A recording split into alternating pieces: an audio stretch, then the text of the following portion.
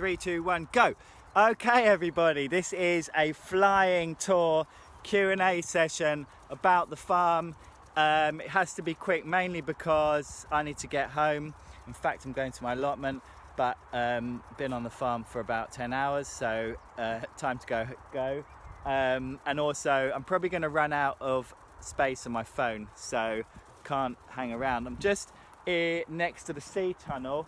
Now I know that spring is the time when you traditionally sow your seeds, but you'll see that our seed tunnel is almost still full, and that's because a lot of our beds are going to be empty soon because they're going to be cropped out. Crops are finished, like all our 7 beds of broad beans were finished recently, and we want new crops to go in so that we can get a harvest from them this summer, even if they're quick growing, or by the autumn, or they'll sit there over winter and we'll get the harvest in the spring. So we want to make sure, this is a great advantage of growing in trays like this, that these crops are ready to go in to beds as soon as the bed becomes empty, rather than waiting for the crop to be finished and then sowing. So you have to think a month or 2 months ahead from when the space is going to be ready so you can plant it up. Nice bit of clover here, which the bees love, so decided not to mow that. Now, somebody asked about watering. How do we reduce watering? That's a big issue with us, especially because it's been so hot recently.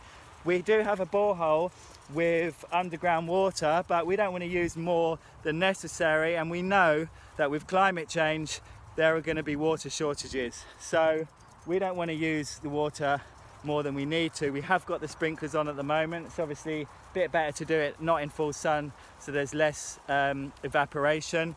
One of the ways you can reduce water usage, which we're trying to do, is to increase the organic matter content of the soil. Add more organic matter to the soil, it's like a sponge. The organic matter soaks up the water and holds it for crops when their roots need it. Very sandy soil, the water will drain away and the sand doesn't actually hold the water like organic matter does. Another way to reduce water use is to grow crops that don't need so much water.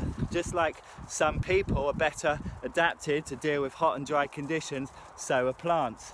Now, I guess people can sort of change their habits a bit, but plants tend to, most of ours are annuals, they tend to only have a few months in which to establish themselves and produce a crop. So they have to be the right kind of plants for that environment. So you can choose varieties which suit your microclimate better. Now, we haven't done that much at the moment because we're still trying to work out what varieties, what crops do well here. There's no point continually trying to grow a crop if it doesn't like the conditions here, although we can try and change the soil, perhaps the amount of sunlight that crops are getting by, and that will help to make it better for certain varieties. But it would be better to choose the right variety for the conditions that we've got to save ourselves time, and also the crops will grow better. Somebody else asked how we deal with pests. So one of our major pests here is birds, and for us, we don't have any scarecrows, but Rob just planted these brassicas, so we've covered them with netting. If we didn't cover them with netting, the birds would come down as soon as I left the gate shut and went home. The birds would be down and they'd be eating all our brassicas. I'm not sure why, maybe someone can tell me why pigeons love brassicas so much. So we use crop covers, a sort of different types of mesh. We did have rabbits in the field last year, we've got rid of them, no more rabbits in the field. How are we getting rid of those? Trying to block up the holes. Guy came in with ferrets. Yeah, I mean, if we didn't have the rabbit fence, we'd be in trouble. We do have wireworm in the soil. That's a big problem when you convert from grass to vegetable growing. It's quite hard to get rid of them. We don't use pesticides. The best way is to cultivate the soil, rotivate it, turn it over. That disturbs them, try and get them at the weakest point in their lifestyle. They are the larvae of a click beetle. I don't think the beetle does much damage, but the larvae eat roots and kill the plants, and you can't really see them doing it until the plant's dead. So they're a problem, but we are having less problem with them this year than last year, so that suggests that continually rotivating is good, although we're trying not to rotivate because we don't like to turn the soil over because it's bad for the soil. It disturbs the biology, and the biology of the soil is crucial for healthy crops. and rotivating is not good for biology. We also do hoeing, and that helps as well. So you can see behind me, massive squash patch. They're looking really healthy. Somebody else asked what we feed with. We don't really feed our crops apart from putting organic matter in the soil. The main reason we do that is for water retention, and because the organic matter feeds the biology in the soil, the tiny little microorganisms, the worms, etc., and it's them that will produce the food for the plants. Then the plants produce energy and sugars, which they put into producing their leaves and fruits and crops and roots, but also any excess they push out into the soil. Now there's a huge area of relationships between the plants and the roots and the biology in the soil that nobody really understands, but people are starting to understand that plants can actually produce certain chemicals which will encourage certain biology, which will then break down the organic matter and produce the nutrients that they need. So there's this whole symbiotic relationship where everything is helping everything else, and we want to try and encourage that by adding goodness to the soil, which is basically organic matter, plant matter, etc.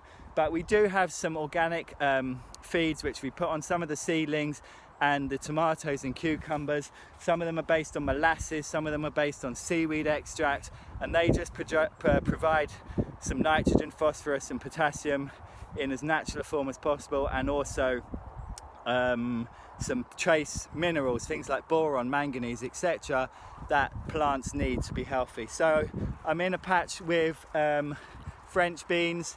This side we've got turnips, more French beans, and what's quite exciting is today there's a bed of beetroot that's sown about a month before it went in, and now it's been in the ground about 3 or 4 weeks. Should harvest that in another three weeks or so. This whole block of 9 beds is full of kale. This is the biggest, was planted first about 5 or 6 weeks ago, and the top 3 beds were planted today by Courtney, Anya and Isaac, and most of that kale, I don't know if you can see it, look at it, it's amazing. Most of that kale is going to be for winter use. That's all the garlic which we're harvesting slowly now. If you've got somewhere we can store garlic, dark, dry, cool, that'd be great, because we haven't got any storage facilities here. This is going to be a bed for head lettuce, and these 2 beds here are both head lettuce, kohlrabi, cabbages, purple sprouting broccoli. You can see all our paths are wood chipped, which just keeps the weeds down, makes them nice and tidy and neat. This path was done last week in the centre. This path was cleared by Raya and Paola today. Did have broad beans in it 2 weeks ago. That's now ready for a new crop. I think celery's going in there. This bed is parsnip. Didn't germinate so well. 3 beds of chard. You can see it's starting to bolt a bit, which is not great because it's been so hot. Down here, I'm going to show you something amazing if my phone doesn't run out. This is leeks down here. Look at this. This is exciting. This is huge broccoli, calabrese. Look at the size of those. Now those are small ones. There are some huge ones down here, so we're really excited. Where's the big one? Big. There is a massive one. That's pretty big. It's not the biggest. Covers are great. They keep the birds off, but they are also a pain, because when you have to, like I've been spraying today with something called Bacillus thuringiensis, which is a bacteria, comes in powder form, and that will attack the caterpillars of cabbage white butterflies, which can decimate these crops, full of holes, and then we can't really sell them. There's a massive broccoli under there. Can't really sell them, so that is a biological pest control. It's not harmful to us, it's only harmful to the cabbage white butterflies. Not sure what a vegetarian or a vegan would say about that, but if we want good vegetables, sometimes we have to kill the pests, and that's about as natural a way as I can think of doing it. So to spray them, to weed, to harvest, you have to take the covers off, so they are a bit of a pain. Now, pretty surprised that the phone has still got memory space. Radishes, courgette, 1, 2, that's carrots, that'll be another bed of carrots, 3, 4, 5 courgettes, and then at the end we've got, can't remember if that was celery or celeriac. In here, this is tunnel 2, slightly shorter than tunnel 1. These are the cucumbers. Look how big they are. They are growing about a foot a day. We've had some cucumbers.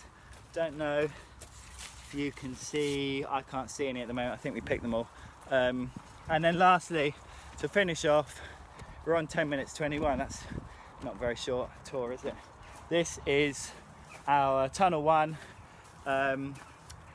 This is where all our tomatoes are, and they're doing pretty well. You can see that we've got these crop bars up here, which means that the strings are much higher, straighter and stronger. And have we got any trusses?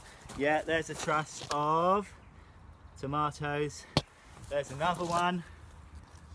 So they're coming, and then just on the floor here, drying some of our garlic. I've come down the wrong one because I can't get out now. So I'm going to stop there. If you've got any more questions, if there's anything particularly you want to see or you want me to talk about, then leave a comment and I'll do another round the farm tour in a few weeks. Bye.